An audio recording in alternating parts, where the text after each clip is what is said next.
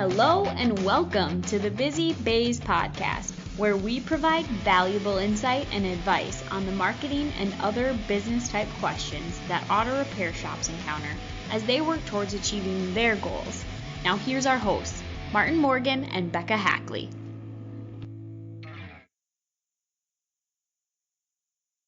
This is the Busy Bays podcast, a podcast that's all about being the ultimate marketing and business resource for auto repair shop owners. Today, we'll be chatting about the importance of local community involvement, especially in the time we are all in right now. We've always recommended being involved in your town, but if your shop is in a place that can give back in any way, it's more important now than ever to do so now. Yeah, that's definitely true, Becca. And we usually spend time on this podcast talking about marketing tips and advice and business advice and some of those things. And we've certainly felt over these past months like community involvement was something that we really wanted to spend the time to talk about because it is so important. And yet at the same time, we know there were a lot of shops out there who were just struggling to try to catch up from lost business. And so we didn't get to it until about this point, but it is something that we definitely believe in and we certainly encourage shops to participate in. And while the U.S. economy has recovered some from where it was at the end of March and in April, there's still many people out there who are hurting. In addition, small businesses across the nation are struggling. You don't have to look too far to see examples of that. And I will say that almost all the shop owners that I've ever spoken to have big hearts and they want to help their communities. But I know also, and through some of those discussions, that some don't really know how or even where to start. So today, Becca and I are going to be walking you through a few ideas that can hopefully help you jumpstart your community involvement. You're so right in saying that they have big hearts. That's 100% true. So there's going to be three big ideas that we're going to cover. So they are collect things for your community, do things within your community, and third, teach things to your community. And that first one that you mentioned there, collect things for your community, I know there's many shops across the U.S. And I'm sure in other areas who have been doing things like this. I know there's a lot of shops involved with things like Toys for Tots around the Christmas time. And I think as you think about collecting things for your community, certainly an idea is to ask your team and their families if they're able to, if they're willing to participate in a local food drive. When it comes down to it, there's no greater need often than just, food. People need to be fed. And that's critically important.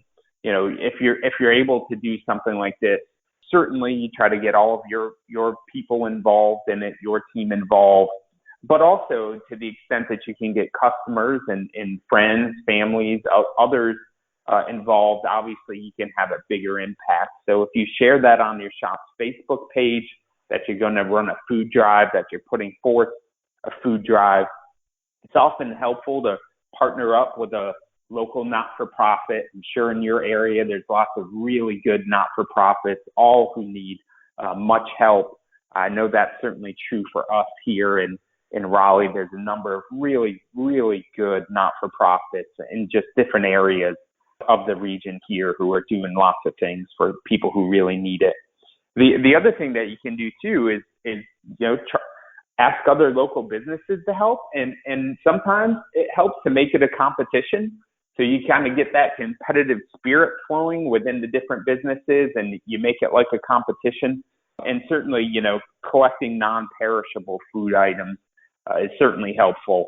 But if you're working with a not-for-profit, ask them specifically what they need and they're going to be able to help you as far as, what types of things could have the biggest impact. Yeah, it's such a great idea because this will support the local families who are either working remotely or the students who are learning remotely. Food is food. Like you said, we all need to be fed and it's a great way to help. Another idea is donating gently used clothing items that you no longer use. much like food, we all need clothes too. So this can be asking your team, local businesses, or other families in the area who are willing to help just participate in your community in this sense. So participants, of course, they don't need to bring the donations to the shop, but this can be offering resources like here's a homeless shelter, a local Goodwill store, or any secondhand stores in your surrounding area, providing them with the information of the address and the phone number, how they can get the clothing items there.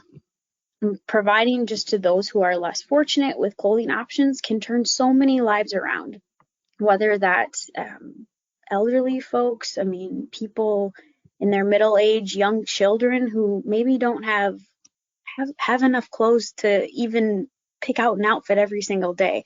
This can also bring business to some of those secondhand stores too. This will be an opportunity to kind of be a win-win situation, help families in need, but also help secondhand stores like a Goodwill in your surrounding areas. And one of the things we mentioned before, and definitely, Becca, that's the thing that many people have to give, which is the clothing items. But one of the things that we mentioned before is to utilize Facebook to publicize these efforts. And, that's not just for the benefit of your shop, obviously. And if you're doing something for the community, you really care about it, but that's going to help whoever else is involved as well. So if it is a nonprofit organization, it's going to bring much more awareness to their needs. And similarly, if you have many people in your community who, again, they want to help, but they don't really know how to go about doing this type of thing is going to give them that opportunity too, as you continue to bring more awareness. Another thing from a donation standpoint is a school supply drive. Schools now in session all over the country, and depending on where you are, strange circumstances. Probably you may have people who are going to school every day. You may have people who are doing virtual. Regardless of what they're doing, know that the need for school supplies is still strong. And especially schools are probably taxed at this point to do much more than they really have the bandwidth to do. And annually, they need school supply donations in order to make sure that everybody that wants to learn and needs to learn within the schools has everything that they need to help them do that to the highest capacity possible. So certainly a school supply drive, same sort of process as far as advertising, bringing in other businesses. You probably have a feel for what your community needs most when it comes to these types of things, but trying to get as many people as possible to participate, understanding from the schools what they specifically need, up to you, depending on, again, where you're from. You might be a smaller town where it's kind of obvious. You just have an elementary school, a middle school, and a high school or something like that. Or you might be in a larger area where you've got many multiple elementary schools, middle schools, high schools. Up to you. Pick the one that's going to be most local to you, or maybe where you have more students from the people on your team in order to do that. But, trying to get as many donations as possible when it comes to school supplies is also going to be a great way to help students, parents, teachers in your area, and to make everybody, or to help everybody contribute and make them feel good and really see an impact in your community.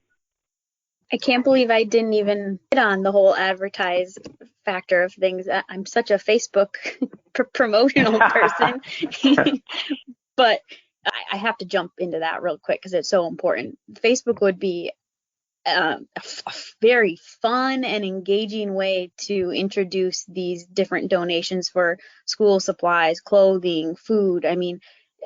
Simply finding some fun pictures of canned items, or take pictures within your shop of your employees holding up the canned foods or their garbage bag full of clothes they're ready to donate.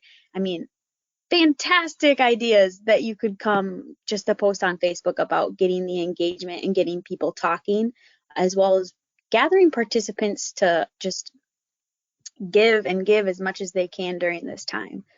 Yeah, Now those are that we great tips, Becca. Great tips. Yeah, Facebook, there's always something to be posted, right? Now that we've covered just a few of those things to collect for the community, we're gonna hop on to doing things for those in your area. And one of the things you think about when you're talking about this sort of thing is contributing to your expertise and to the things you do best.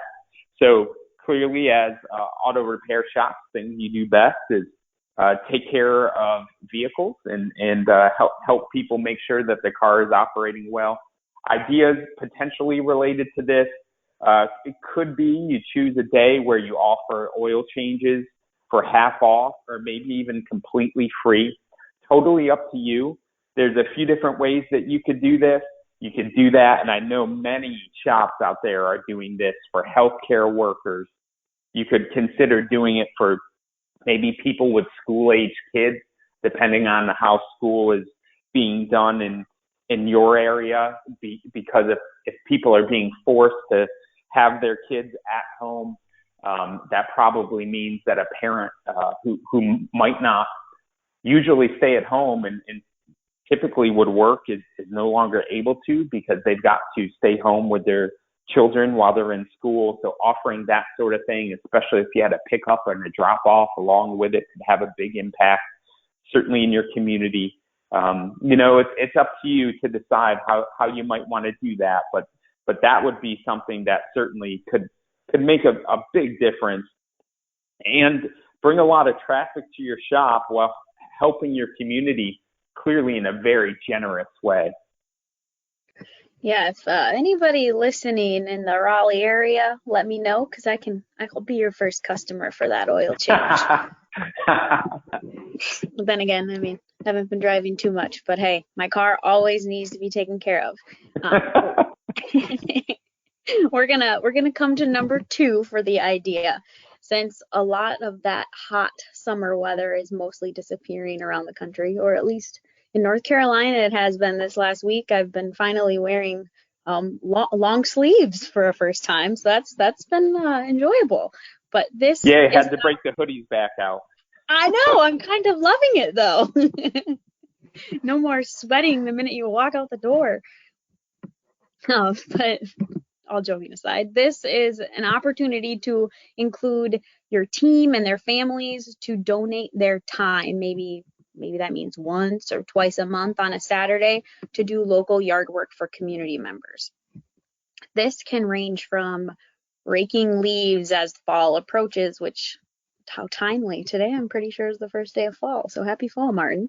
And then also talk to your customers, ask them, are they having trouble with any home projects? Is there some outdoor painting or depending on where you are in the country, gardening type of things that can still be done before frost appears. These home and yard projects can just be anywhere from 30 minutes to maybe spending a couple hours with somebody at their home, and depending on the expertise of your team. But this one small act of kindness can make a huge difference within your community. So really communicate with people via Facebook or the people who are coming into your shop. Make it known that you're willing to help. I must make a note though to say you always need to be cognizant of others' feelings towards social distancing during this time. But the good thing is being outside is a great opportunity even during the time of social distancing. So keep that in mind when you are asking people. And those are great ideas, Becca. Another thing I would say is, again, I keep mentioning not-for-profits, but they're really a good source to go to if you say, hey, we've got, a group here who'd like to donate an hour or two, maybe this next weekend or two to help people. We're not exactly sure how we can best do that. And they can help you find those opportunities.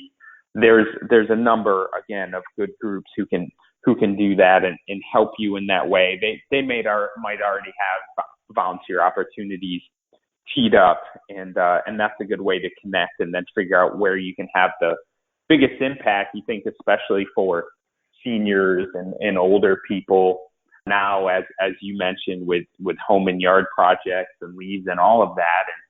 And under current circumstances, they're probably trying to stay in the house as much as possible and not get out. They may not be able to do that. Could definitely be a great opportunity. But next, we'll talk a little bit about what you can do to teach your community. And I think I mentioned when we were talking about what you can do for your community that on these types of things, you really fall back to your expertise. What is it that you are expert at? And obviously, you all are experts at how to take care of your people. You're the car people that we trust in our communities to help take care of us. And that is really important. And that's a really valuable expertise that you have to share with other people. So when you think about, okay, well, how can you do that? Certainly, we've talked about Facebook almost during this entire podcast because it's a great way to get the word out. And we should also say, to the extent that you can capture photos that you want to promote something on your website ahead of time, all of those things, please remember to do that for certain on your website, on Google My Business if you can, and certainly on Facebook, which the real nice thing on Facebook is that you can also have other people participate. So before you know it, you've got a big long chain of comments and pictures and all sorts of things, which would be great. But, some of the things that you can do is share videos and tips and pictures, photos on Facebook that highlight some good advice for taking care of vehicles, especially sometimes in uncommon circumstances. So anything now that you might share in your community, again, depending on how mobile people are or how many people are still working from home or not, would be how to take care of that vehicle that now sits in the driveway a lot more than it used to. That's certainly one of those things, but anything like that, you've got the expertise, share it with your community. And if you want to take it to the next level, in any sort of either virtual live type event, which you can do if you're comfortable with doing that on something like Facebook, or in person, depending again on how comfortable your community is with that sort of thing, maybe with high school or some other group where you can kind of offer like a do's and don'ts as far as things to do or not to do when it comes to taking care of your vehicle. An idea that goes hand in hand with that is recently I just had a car battery issue, and I'll be honest, I wish I had a shop that I had on Facebook who had just posted like a video on how to jumpstart my car, because I'll be honest, I've never had to do that. And just being able to have that resource to watch it and replay it over and over again because it's on Facebook, or put it on YouTube, put it on your website.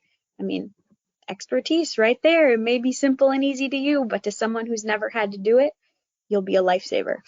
Would have been mine. And it's a great point too, Becca, because think if you would have seen the shop that continuously was offering good advice on Facebook, even if you didn't go directly somewhere else, you may have known, oh yeah, that's right, they are always giving great tips. I'm going to check their Facebook page to see if they've got something related to this. Yes, you're going to remember them. I mean, and especially in a time of need too, they'll pop up. So if you or maybe one of your employees has a fun hobby on the side, like woodworking or photography, playing an instrument even, anything that you or your team are willing to share with the community, bring it to life. Like, this can be recorded with a video posted on Facebook, or even like Martin mentioned about being comfortable doing any in-person things like social distance lessons. Open a spot in your parking lot even, or a shop's bay, depending on if your weather's a little too cold to be outside, but use that and serve it as a space to teach. So encourage young students to use this kind of as an extracurricular type of thing. I mean, this can be a wonderful benefit to those students who are maybe stuck at home right now and aren't being able to engage with others in a classroom setting. Provide an open space where you're outside and teach them something new, as well as a wonderful opportunity to just involve your community in a huge way and bring your shop and your community all together. Yeah, it's another great idea. And I would say of course, there are more than these ideas that we shared today as far as what things you can do to have an impact in your community. Encourage you to get the conversation started if you haven't already, and just talk to others and see how you can maximize that impact. Another idea, volunteering your time as a board member for a local nonprofit or something like that. If it's something that especially that you can get passionate about, your time, your ideas, your energy can go a long way. Ask around and see what opportunities might be out there, and how you might be able to make a contribution, because that can have a pretty significant impact. Yeah, right now there are going to be more people in need and fewer resources available. So be a light in your community, and just always remember that one small thing, no matter how small and what you may think is insignificant, it's not. It's going to make a big difference. It absolutely will. And don't underestimate the type of impact that one person or one business can have, especially if you're able to rally your community, and the people in that community are able to rally a few more people. And before you know it, you've got a significant thing happening where you're really contributing to the community. And again, just getting started is a great way to get the ball rolling. And these are all good opportunities for your shop. And if you have more ideas, let us know. We'd love to hear it, or hear about some of the things that you might be doing. But you can go right to our website, which is www.myrsw.com. So that is myrsw.com. And then we've got a contact form in there, and you can contact us and let us know. We'd love to hear more ideas. Yes, the more ideas, the better. I want to hear and see if you guys are picking up on any of these tips and doing them in your own ways. Supporting community involvement is huge, especially now. It's so important to be involved where you can. So thank you so much for listening, and we'll talk to you next month. Thank you for listening to the Busy Bays podcast. If you want more information about this, please visit myrsw.com and go to our resource center. We plan on hosting a podcast each month, so subscribe so you don't miss out. Also, I just have one last favor to ask of you. It would mean a lot to us if you would share this with your friends or another shop. Our goal is to help auto repair shops succeed, so you can help us achieve this goal by just telling someone else about the show. Thanks again. Have a great day.